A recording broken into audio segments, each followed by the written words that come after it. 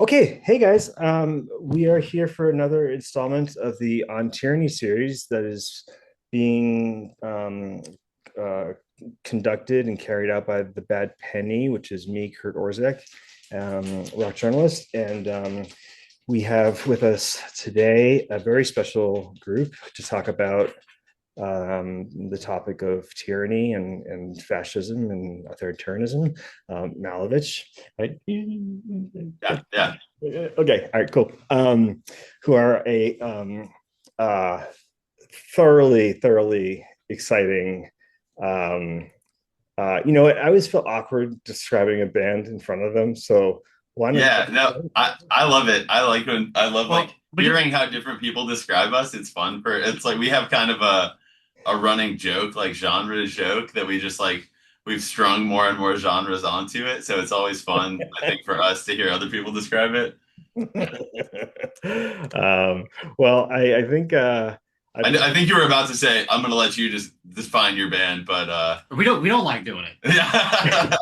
well, yeah, I can see. You know, it's you don't want to box yourself in. You want other people to do it for you, so then you can criticize them for boxing. Yeah, Yeah, yeah, yeah. exactly, exactly. It's just it's a Good. long form trap. Yeah, but it's kind of maybe classify as like a sort of a post blackened power screamo, glam rock, disco, Yep, yep, funk band, Yeah, maybe. yeah, yeah, exactly. yeah. Yeah, Yeah. yeah. Okay, all That's right. some 404 on there. Yeah, yeah, I'm yeah. sorry. My dog is causing a ruckus behind me. Let me end that real fast. Oh, cool. Mine might be barking at some point in the interview too. So just to warn you, I'll give you a heads Yeah, we up. just So. got it real quick.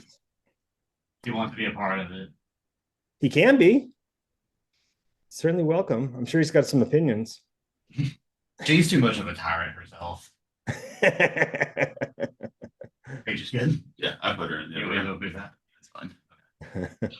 All right. All right, now I'm here. All right. And can you guys introduce yourselves too? Yeah, my name is Sasha. Sasha Shilbrock Cole. I play drums and sing in Malevich, and I do most of our visual art. Which is Um, beautiful, by the way. Yeah. Thank you. Thank you. Yeah. Josh McIntyre. I play guitar, also write most of the lyrics, which Sasha did edits because he writes most vocal parts. Yeah. Just kind of try to make it make sense. Yeah. Right on. And you guys formed about 9 years ago. Is that right? Yeah. Yeah. Uh, Cool. that's crazy. Almost a decade. Yeah. Yeah. Yeah.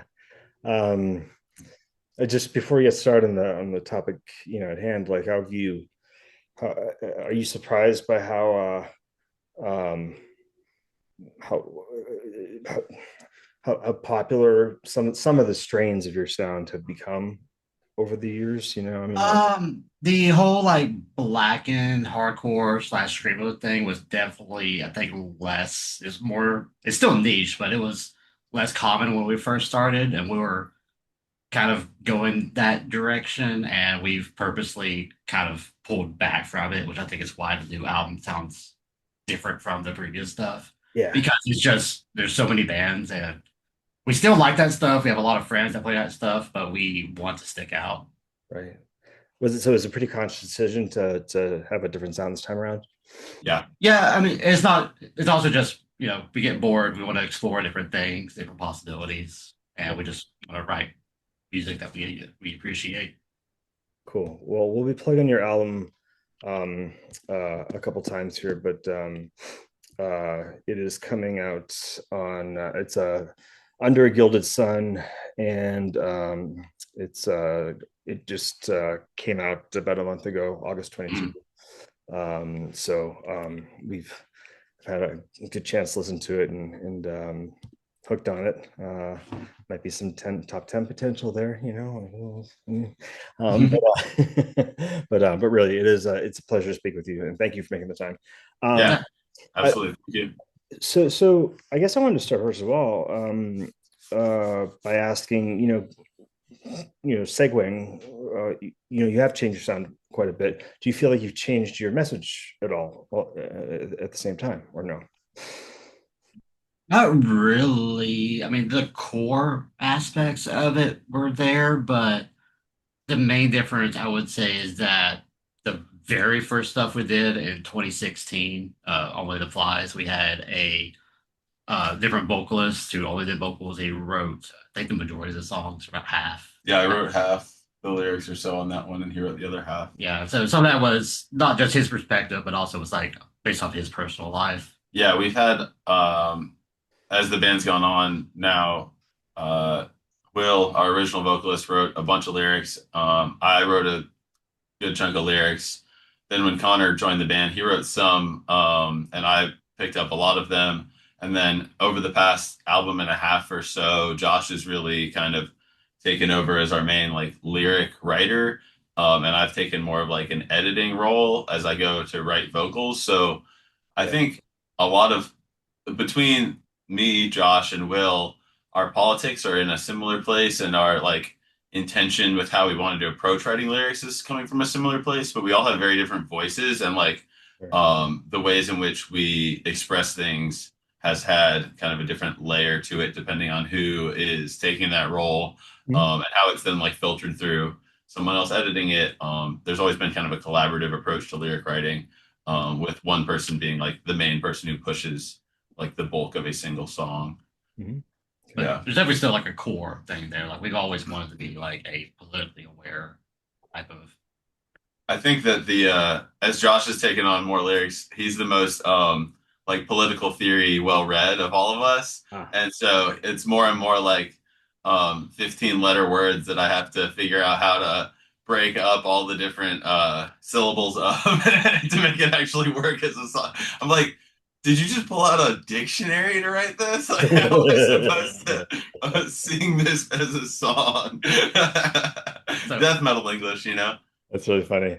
Do you ever watch Stephen Colbert's late night show? not really. I watched Colbert Report when I was younger, but I don't really watch the late He's night got stuff. this segment called Meanwhile, and like the intro he does, his producers like give him this introduction that has such difficult language. It's like they're trying to prank him every night into like Yeah, French words and all that, and it's just yeah. That's horrendous. exactly how it feels. Yeah.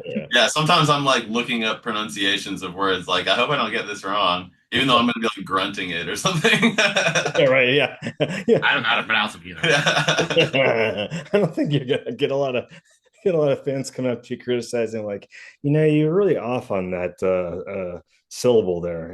But that's why we made our band name so hard to pronounce in the first place. So Yeah, someone's gonna be wrong. yeah.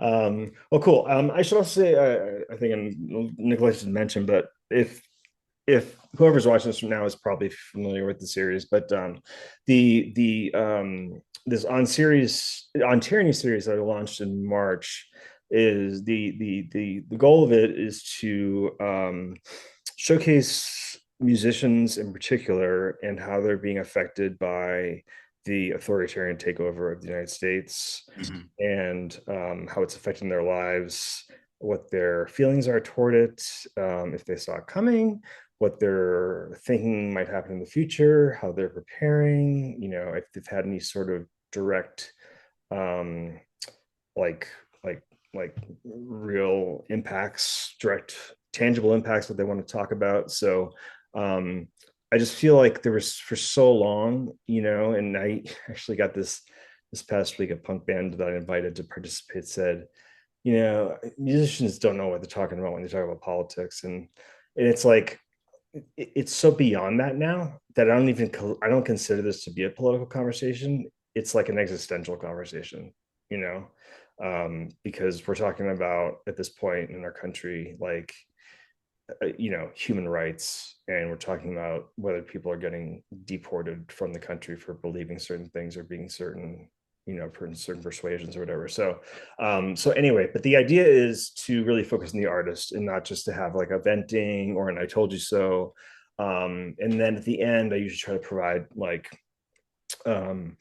not necessarily force you to be optimistic or hopeful, but just to kind of give some people something to take away from it, like in a way, like what can I do, kind of thing, whether it be meditation or community involvement or whatever. So we can get to that later, but I guess I wanted to start out just by one of the one of the one of the aspects of your band that's really fascinating the most is just you've been pretty cerebral the whole way through, and I think you started tackling the concept of fascism pretty early on in your music. Am I not mistaken on that? Yeah, absolutely. Yeah. What provoked that? Because you have been around for 9 years now. Oh, I mean, the obvious answer is that we started in 2016, and that election is what kind of started this new era of American politics. But I mean, even from then, like we've been leftists that wanted to have some kind of way to express that. yeah, Yeah, I yeah, think it's just a combination of like already having that grounded in us, like philosophically, but then everything that started happening in 2016 yeah. and the country slash world that we live in now. Mm. Yeah, yeah, absolutely. I think that like um for us and our perspective on like the place that we've reached as a country, at least I can speak for Josh and I to some degree, is that like this has been a slow swell of far right movements and um, a like lack of empathy that Americans have towards the rest of the world and a very um, exploitative, unfair relationship that we have with so much of the world, and that's kind of been the backbone for the rise of contemporary politics and contemporary capitalism. And so it's not so much that this is a new thing, it's Right. just kind of the point that the world that we live in that is built on inequality reaches as it's coming to its zenith. And then in conjunction with that, there's climate change and there's all of these other exacerbating factors that are forcing people to migrate more and pushing more intense development of Xenophobia. yeah, xenophobia, but also That's just like heavy pushes towards more extractive ways of living to keep afloat that American lifestyle. So Yeah. um, I think that we are living through something that's unprecedented, but um, it has its purpose. if you were looking, you could see it coming from a while away. Yeah, yeah. It's fascinating you say that because something I've kind of gone back and forth on in my own mind is like um uh on the one hand it does seem like everything's moving so fast, which it is objectively, I suppose. Yeah. But if you've been paying attention since 2016, this has been incremental. Yeah, You know, Yeah. it's kind of like speaks to your to who you are as a news consumer or just somebody who pays attention to what's going on. I'm sure you've had people in your life tell you, when you get really frustrated about things like, oh, just don't watch so much news or like put your blinders on. Well, those are the people who are getting really shocked right now. yeah, yeah, right. Right, right. Because this did not come out of nowhere. I mean, we Yeah, grew up with, Bush and the Iraq War and all that, but then yeah, Obama's election when we were in high school, and then this really started the Tea Party movement, which was a reaction to that. right, And that has just kind of grown into what we're dealing with now. But absolutely, yeah, Yeah, yeah, and I think that it's one thing that I come back to a lot in thinking about kind of the contemporary American political space is that I've felt like uh, a lot of the kind of liberal, middle of the road people who I agree with on a lot of things in terms of like their emotional relationship to what they want out of a better world, haven't been willing to ask enough of the politicians on their side of the aisle. And there's this kind yeah, of acceptance of like, well, if my guy does it, then it's not as bad. And so, like coming out of the Bush era, I think Obama was, I mean, I was a teenager at that time. I was just starting to vote and like, I was very excited by the opportunity of what Obama presented.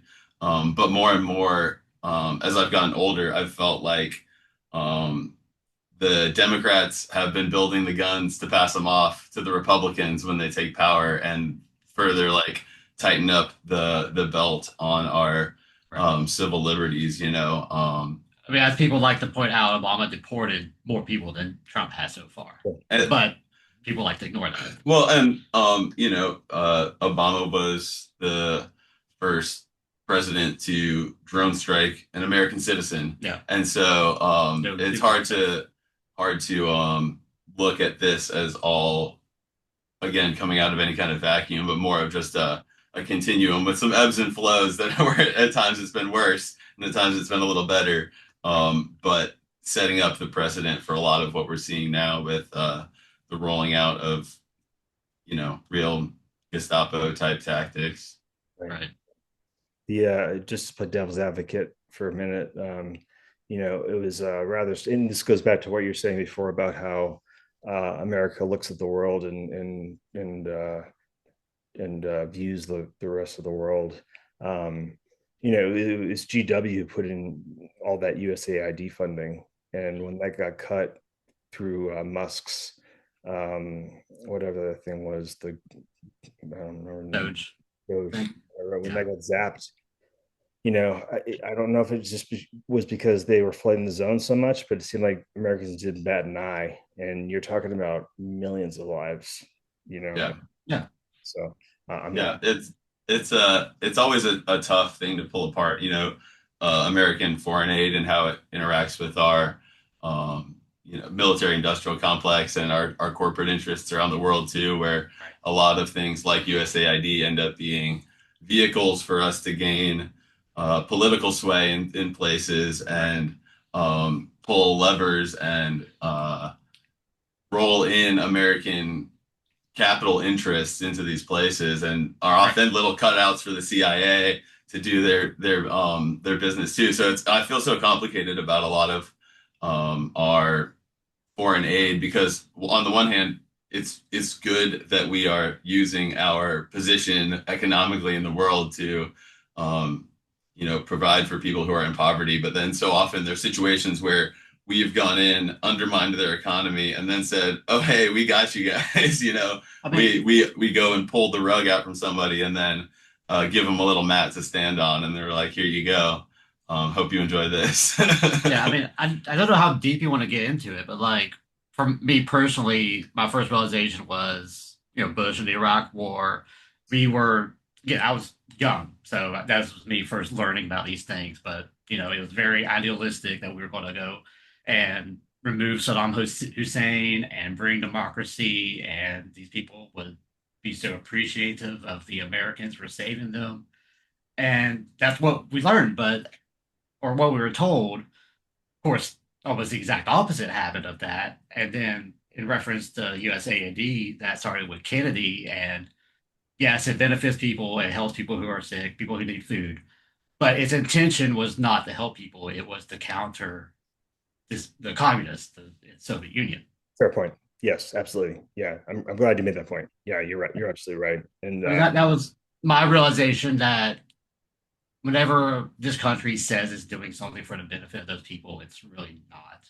yeah, And if it does help people, that's kind of like, oh, cool, that happened. But right. more importantly, they want a McDonald's on the corner of Baghdad or wherever. Yeah, Yeah, yeah, which is not again not to discount the that there were a lot of people's lives who were propped up from the that type of foreign aid. It's like um it's quite like hard to parse out where one line ends and where one begins, I think. yeah. Right. Particularly with NGOs and foreign aid and how tied they are in our foreign policy. Right. Absolutely. Yeah, and I mean, comes back around to colonialism in a lot of ways too. Mhm. So no doubt, I'm really glad you pointed that out. Thank you. Um, so I guess I wanted to ask, like, as far as your band goes, has this um has the past 6 months, or what are we in now? September, Mhm. past year maybe. Um, has it shifted your focus at all on your music, or has it had any sort of impact upon the subject matter you want to deal with? I know um I think that probably, well, I'm sorry, you can finish your question. I was gonna say you guys make no you don't restrain yourselves when it comes to anger. So, it's a lot of that on your records, which is great. And it gives it a real authenticity and visceral potency that I love about your music. I'm just kind of wondering, like, you know, because I'm not a musician, I'm just wondering, like, maybe how this all this stuff that's Oh, happening I could. think that probably the biggest single thing, if you can call it a single thing, has just been the genocide in Palestine that has really taken up it's hard to think about politics in any way or relate to making anything in any way without that being in the back of your mind that right. there's uh, an ongoing genocide done with our dollars and opening up your phone every day and just seeing more and more mutilated children and just um, reckoning with that as an American. And I think that's probably the single thing that's colored this album more than anything Right. else is just the sense of Mhm. rage and powerlessness and guilt.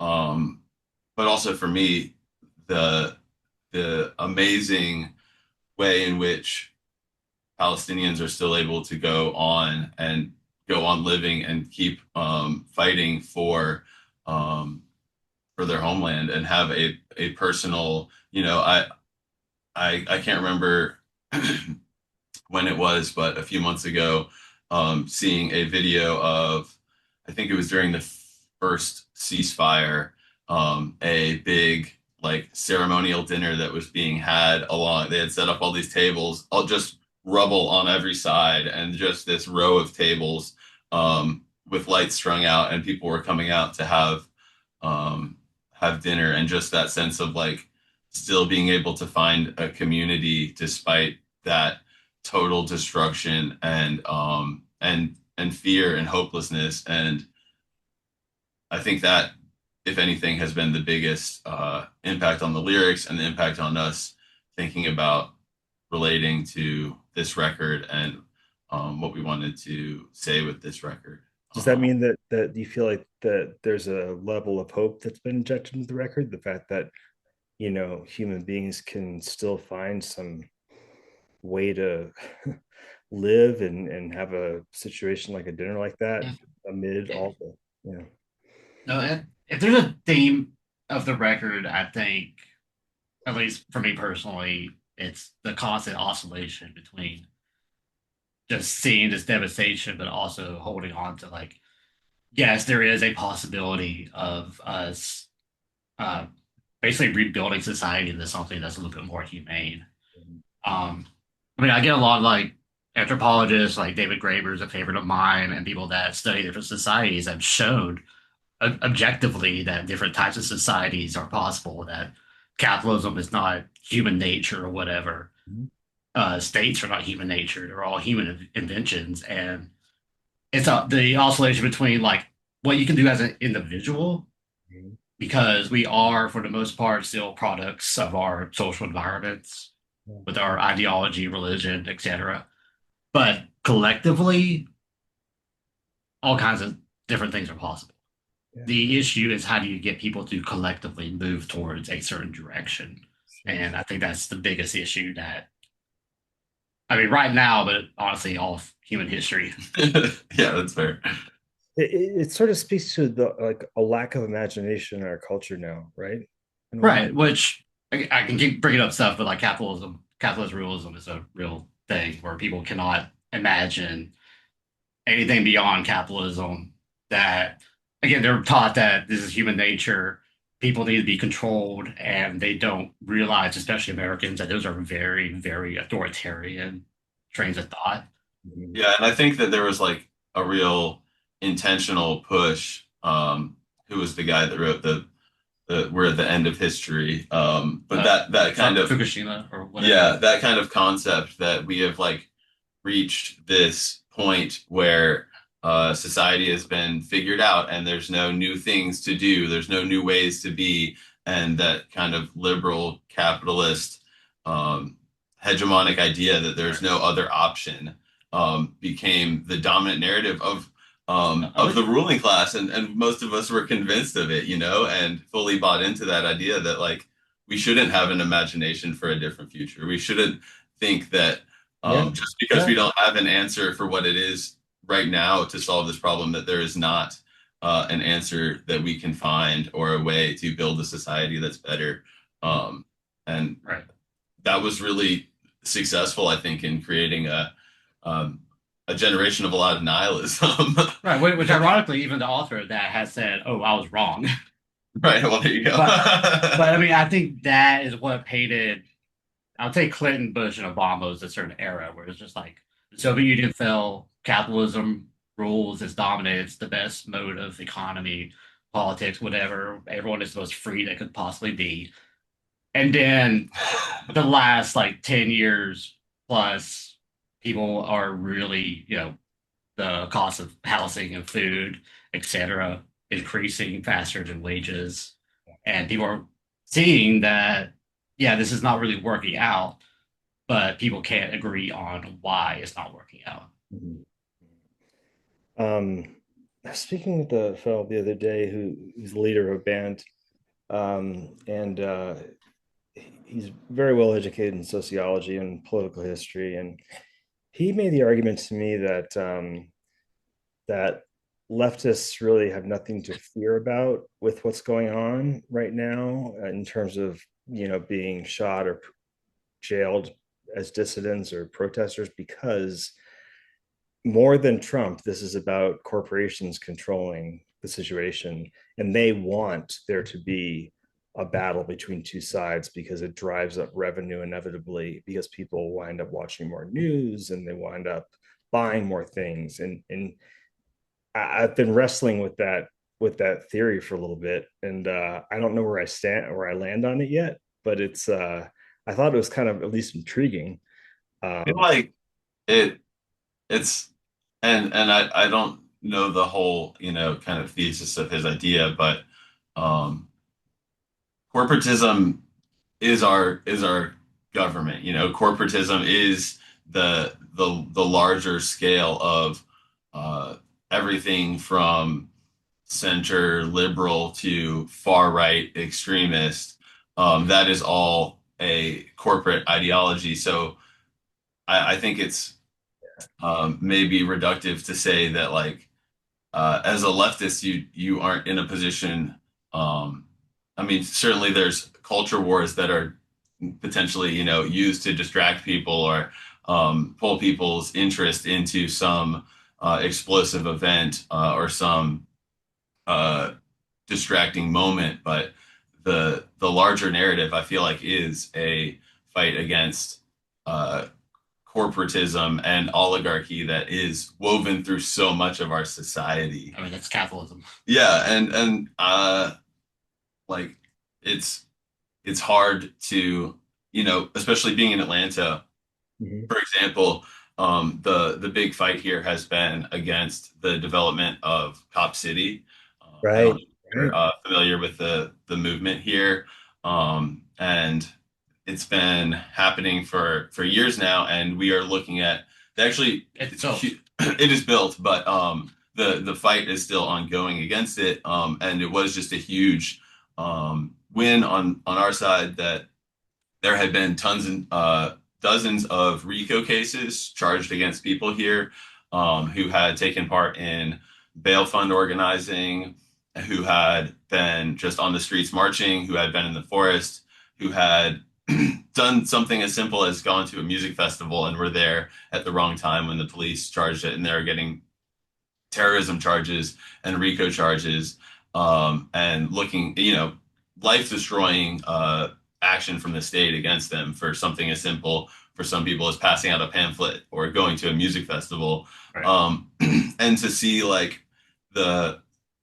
the way in which a development like that is so wound up between our both something like the Atlanta police it's not the union, it's Foundation. the police foundation, which is a private organization, Oh, and Yeah. all of the corporate interests who back the Atlanta Police Foundation. So that's Home Depot and Chick-fil-A and all of these major corporations you're kidding. hugely invested into the Atlanta Police Foundation, who were doing things like the area where Cop City was supposed to be was being built was had already been signed. The neighborhood through like a neighborhood association had agreed with the city that that was going to be a park. It had been signed. It was sealed and sent off to be a park, and then backroom deals with our city government and the Atlanta Police Foundation come in and they totally throw that out and really like intensely criminalize any type of action against the development of Cop City. So I've personally Kidding. friends arrested. I've had friends in federal prison. I've been in the courtroom again while some of these trials were ongoing and seeing the oh, excuse me Yeah. the lockstep nature between our corporate interests and our police interests and our city government interests and our state government interests, and then having both uh, people under Biden come to Atlanta and say, "We love what you are doing," to the Atlanta city government as they were developing Cop City. Meanwhile, they had just killed a protester here in the forest. Biden administration and the Trump administration have both put Yeah. backing behind this, so it feels in a lot of ways like um, I agree that the corporate connection is woven so deeply through everything, and that is they do want these like spectacles for us to gawk at. Um, Right. but I think what I would push back on is just that that ends at that spectacle, and then that's it. But really, I feel like the spectacle is just a tool that's woven into that whole fabric of total corporate takeover of our whole society. Yeah. Yeah. Yeah. Okay, so I have time for one more question because I want to leave a little bit at the end for plugs. So, can you just tell me, how things in the way that they're headed, and I guess I'll toss in like military deployments to cities being an example, but also just touring and any other aspect of being an artist, how you're being affected right now, or are you kind of the type of band that was always immune to that because you were kind of extreme from the start? You know what I mean? Does that make sense? Definitely, I don't think we're immune to, to anything. It's hard to not feel that the weight of that and the fear of that oncoming uh, that push, that fascist push. Yeah. Uh, but it's definitely a constant fear in the back of my mind Yeah. of how outspoken are we allowed to be and how much space do we have to push back and fight against this stuff. Uh, we are very privileged as being mostly white men who have, citizenship, etc. To me, my main fear is, and this may or may not happen, but if we try to tour internationally and if these got border patrol like bringing up people's social media or whatever, and like what could happen then? Because at that point, like you have fewer rights, um, and possibly like say there was a military deployment to Atlanta, that's the straw where we have to go out and hit the streets and we get arrested and then, we're branded as Antifa terrorists and we can't get into Canada or go to Europe or anything. Yeah, But at the same time, that is incredibly selfish of us because again, Palestinians are being shot at every single day. So yeah. I mean, it's definitely any action that I've been at or any protest that I've been at. Not if this is online, I haven't been at any, of those things. I would never go to any of those things. Um, but any time that I theoretically was at some type of action, it's definitely in the back of my mind of like, it's very, very easy for you to be a band that all of a sudden can't travel and can't perform openly if you get on the wrong side of the sidewalk at some time.